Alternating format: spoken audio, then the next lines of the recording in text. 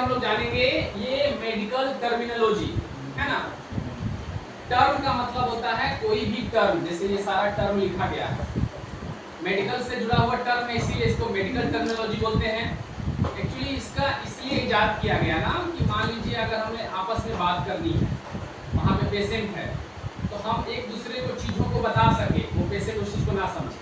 Patient को जब समझाएंगे तो बोलेंगे कि आपका ब्लड शुगर हाई है, लेकिन इसी चीज़ को एक डॉक्टर दूसरे डॉक्टर से बात करेगा या एक डॉक्टर नर्स को बताएगा, तो ये मेडिकल टर्मिनोलॉजी का यूज करेगा कि सर पेशेंट हाइपरटेंसिव है, जो पेशेंट अभी आया है वो हाइपरटेंसिव है, मींस उसका ब्लड प्रेशर नॉर्मल से हाई है।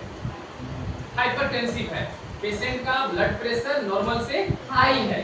सर पेशेंट हाइपोटेंसिव आया है, मतलब नॉर्मल से बहुत कम है उसका ब्लड प्रेशर, समझ रहे हैं। तो ये सब मेडिकल टर्म है, तो हम लोग बारी बारी से देखेंगे। पहला है hyperglycaemia. Hyperglycaemia, very good. Hyperglycaemia का मतलब हो गया ब्लड शुगर लेवल नॉर्मल से ज्यादा या फिर हाई ब्लड शुगर, ठीक। दूसरा है हाइपोग्लाइसीमिया।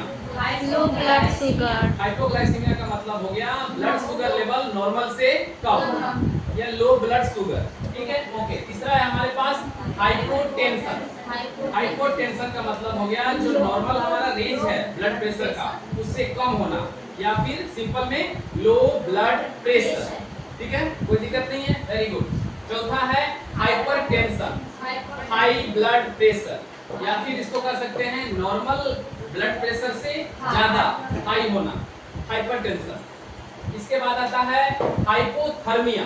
हाइपोथर्मिया का मतलब हो गया कि लो बॉडी टेम्परेचर, जितना टेम्परेचर हमारे बॉडी का रहना चाहिए उससे कम हो जाना, हाइपोथर्मिया।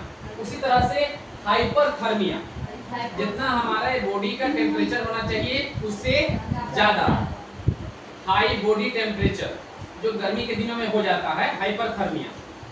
इसके बाद आते हैं हाइपोकैल्सीमिया, बोलिए।